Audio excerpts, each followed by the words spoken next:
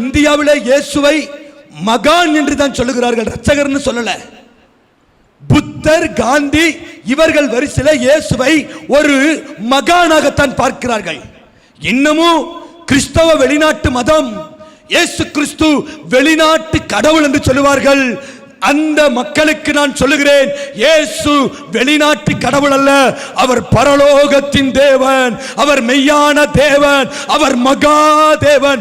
உன்னை பாவத்தின் அடிமைத்தனத்திலிருந்து விடுதலையாக்கி உன்னை பரிசுத்தப்படுத்தி உனக்கு நித்திய ஜீவனை கொடுக்கும்படியாக அந்த பரலோகத்தின் தேவன் அடிமையின் ரூபம் எடுத்து மனுஷர் சாயலாக உனக்காக வந்து சிலுவையிலே மரித்தார். அவர் வெளிநாட்டு கடவுள் அல்ல, பரலோகத்தின் தேவன், அண்ட சராசரத்தையும் சிருஷ்டித்த மகிமையின் ஆண்டவர்.